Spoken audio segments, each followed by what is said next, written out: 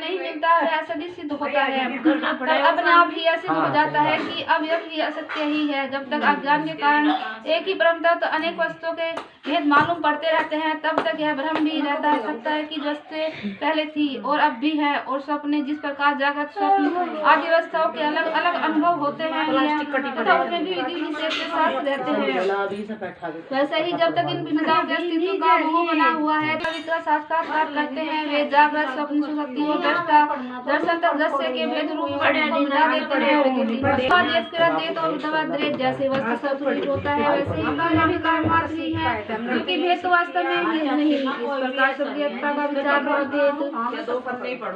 युधिष्ठिर मानवानियों से होने वाले सब कर्म स्वयं ब्रह्मा कर्मों में समर्पित कर देना क्रिया द्वैत है।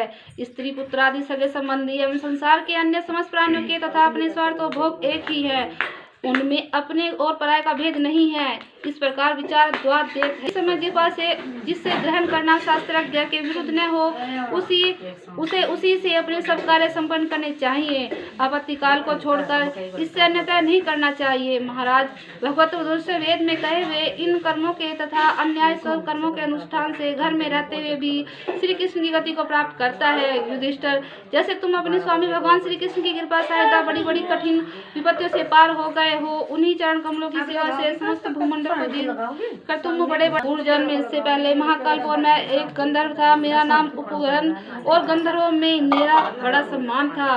मेरी सुंदरता सुकुमारता और मधुरता अपूर्व थी। मेरे शरीर में सुगंधी निकला करती है और देखने में बहुत अच्छा लगता है, इसलिए मुझसे बहुत प्रेम करती है। मैं सदा प्रमाद में ही रहता हूँ। मैं अत्यंत विलासी था। एक बार देवताओं के यहाँ ज्ञान संग हुआ, उसमें बड़े बड़े प्रजापति आए। भगवान की लीला का गान करने के लिए उन लोगों ने गंधर्व अप्सराओं को बुलाया।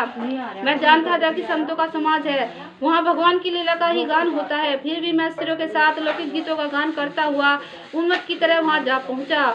देवताओं ने देखा यह तो हम लोगों का अनादर कर रहा है। उन्होंने अपनी शक्ति से मुझे साफ दे दिया कि तुमने हम लोगों की अवहेलना की है, इसलिए तुम्हारी सारी सुंदरता संपत्ति नष्ट हो जाए। साफ से मैं दासी पुत्र हो गया, किंतु सुदृढ़ जीवन में किए हुए महात्माओं के सत्संग सेवा प्रभाव से मैं दूसरे जन्म में ब्रह्मा जी का पुत्र हुआ। संतों की अवहेलना और सेवा का यह प्रत्यक्ष अनुभव है। संत सेवा से भगवान प्रसन्न होते हैं। मैंने तुम्हें गृहस्थों का अपनाशिक धर्म बतला दिया। इस धर्म आचरण से गृहस्थ भी अनायास ही सन्यासियों को मिलने वाला परम पद प्राप्त कर लेता है। युधिष्ठिर, इस मनुष्य लोक में तुम लोगों के भाग्य अत्यंत प्रशंसनीय है, क्योंकि तुम्हारे घर में साक्षात पर ब्रह्मा परमात्मा मनुष्य का रूप धारण करके गुप्त रूप से निवास करते हैं। इसी से सारे संसार को पवित्र कर देने वाले ऋषि मुनि बार बार उनका दर्शन करने के लिए चारों ओर से तुम्हारे पास आया करते हैं। बड़े बड़े महापुरुष निरंतर जिनको ढूंढते रहते हैं, जो माया के लेस से रहित परम शांत परमानंद भाव स्वरूप पर ब्रह्मा परमात्मा है, वे ही तुम्हारे प्रिय हितैषी मेरे भाई पूज्य आज्ञाकारी गुरु और सोम आत्मा श्री कृष्ण है। शंकर ब्रह्मा आदि भी अपनी सारी बुद्धि लगाकर वे हैं, इस रूप में उनका वर्णन नहीं कर सके, फिर भी हम तो कर ही सकते हैं। हम मौन भक्ति और संयम के द्वारा ही उनकी पूजा करते हैं। कृपया हमारी यह पूजा स्वीकार करें, भक्तों से भगवान हम पर प्रसन्न हो। श्री सुखदेव जी कहते हैं, परीक्षित, देवर्षि नारद का यह प्रवचन सुनकर राजा युधिष्ठिर को अत्यंत आनंद हुआ।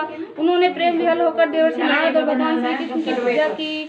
देवर्षि नारद भगवान श्री कृष्ण और युधिष्ठिर से विदा लेकर उनके द्वारा सत्कार पाकर चले गए। भगवान श्री कृष्ण ही पर ब्रह्मा है, यह सुनकर युधिष्ठिर के आश्चर्य की सीमा न रही। परीक्षित, इस प्रकार मैंने तुम्हें दक्ष पुत्र की वंशों का अलग अलग वर्णन सुनाया। उन्हीं के वंश में देवता असुर मनुष्य आदि का संपूर्ण चराचर की सृष्टि हुई है। हरिओम।